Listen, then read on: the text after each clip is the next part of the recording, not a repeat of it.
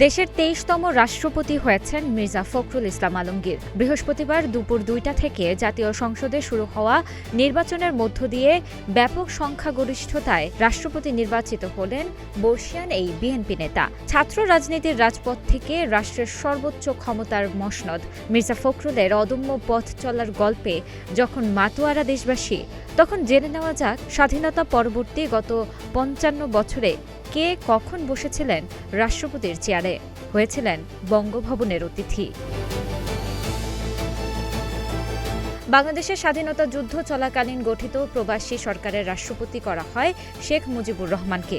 দেশ স্বাধীন হওয়ার পর ১৯৭২ সালের ১০ই জানুয়ারি পাকিস্তানের কারাগার থেকে মুক্ত হয়ে দেশে ফেরার আগ পর্যন্ত, অর্থাৎ ১৯৭১ সালের ২৬শে মার্চ থেকে ১৯৭২ সালের ১২ই জানুয়ারি পর্যন্ত তিনি দেশের প্রথম রাষ্ট্রপতির পদে ছিলেন।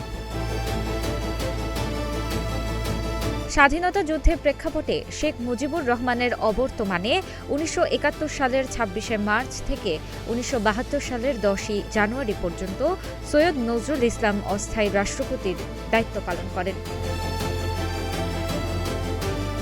১৯৭২ সালে শেখ মুজিবুর রহমান দেশে ফিরে প্রধানমন্ত্রীর দায়িত্ব নিলে রাষ্ট্রপতির শূন্য স্থান পূরণ করেন বিচারপতি আবু সাঈদ চৌধুরী। তিনি ওই বছর ১২ই জানুয়ারি লন্ডন থেকে দেশে ফিরে এ দায়িত্ব বুঝে নেন এবং ১৯৭৩ সালের ১০ এপ্রিল রাষ্ট্রপতি হিসেবে পুনর্নির্বাচিত হন। আবু সাঈদ চৌধুরীর পদত্যাগের পর জাতীয় সংসদের স্পিকারের দায়িত্বে থাকা মুহাম্মদুল্লাহ ১৯৭৪ সালের ২৭শে জানুয়ারি পর্যন্ত, অর্থাৎ এক মাসের কিছু বেশি সময় অস্থায়ী রাষ্ট্রপতির দায়িত্ব পালন করেন।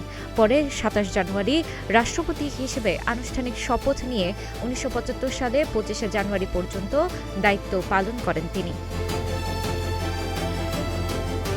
শেখ মুজিবুর রহমানের হত্যা পর খন্দকার মোশতাক আহমেদ রাষ্ট্রপতির দায়িত্ব নেন। মুক্তিযুদ্ধের সময় তিনি ছিলেন মুজিবনগর সরকারের পররাষ্ট্র, আইন ও সংসদীয় মন্ত্রী। খন্দকার মোশতাক আহমেদের পর ১৯৭৫ সালের ৬ নভেম্বর রাষ্ট্রপতি হিসেবে শপথ নেন বাংলাদেশের প্রথম প্রধান বিচারপতি আবু সাদাত মোহাম্মদ সাইম। ১৯৭৭ সালের ২১শে এপ্রিল গণভোটের মাধ্যমে রাষ্ট্রপতি হন তৎকালীন সেনাপ্রধান ও প্রধান সামরিক আইন প্রশাসক জিয়াউর রহমান। ১৯৮১ সালের ৩০শে মে একদল সেনা কর্মকর্তা জিয়াউর রহমানকে হত্যা করার আগ পর্যন্ত তিনি এই পদে বহাল ছিলেন। জিয়াউর রহমান হত্যাকাণ্ডের পর ১৯৮১ সালের ৩০শে মে উপরাষ্ট্রপতি থেকে অস্থায়ী রাষ্ট্রপতি হিসেবে নিয়োগ পান বিচারপতি আব্দুস সাত্তার। অন্তর্বর্তী দায়িত্ব নেওয়ার ৬ মাসের মধ্যে বিতর্কিত এক নির্বাচনে ৬৬% ভোট পেয়ে ২০শে নভেম্বর তিনি রাষ্ট্রপতি নির্বাচিত হন। আব্দুস সাত্তারকে অপসারণের ৩ দিন পর ২৭শে মার্চ বিচারপতি আবুল ফজল মোহাম্মদ আহসান উদ্দিন চৌধুরী রাষ্ট্রপতি হিসেবে দায়িত্ব শুরু করেন। তবে ৯ মাস পর ১৯৮৩ সালের ১১ই ডিসেম্বর স্বেচ্ছায় ক্ষমতা থেকে সরে যান তিনি। বাংলাদেশের ইতিহাসে দ্বিতীয়বারের মতো সামরিক শাসন জারি করেন হুসাইন মোহাম্মদ এরশাদ। ১৯৭৩ সালের ১১ই ডিসেম্বর থেকে ১৯৮৬ সালের ২৩শে অক্টোবর পর্যন্ত রাষ্ট্রপতি পদে ছিলেন তিনি। হুসাইন মোহাম্মদ এরশাদের পতনের পর অস্থায়ী রাষ্ট্রপতি হন বিচারপতি শাহাবুদ্দিন আহমেদ। বিচারপতি শাহাবুদ্দিন আহমেদ বিদায় নেওয়ার পরে রাষ্ট্রপতি হন আব্দুর রহমান বিশ্বাস।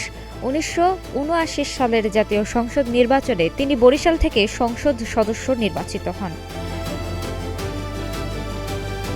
বাংলাদেশের ১৫তম রাষ্ট্রপতি হিসেবে ২০০১ সালের ১৪ই নভেম্বর শপথ নেন বিএনপির প্রতিষ্ঠাতা মহাসচিব AQM বদরুদ্দোজা চৌধুরী। তার পদত্যাগের পর ২১শে জুন থেকে ৬ সেপ্টেম্বর পর্যন্ত রাষ্ট্রপতির দায়িত্ব পালন করেন স্পিকার মোহাম্মদ জমির উদ্দিন সরকার। তিনি বাংলাদেশ জাতীয়তাবাদী দল বিএনপির স্থায়ী কমিটির প্রতিষ্ঠাতা সদস্য ছিলেন।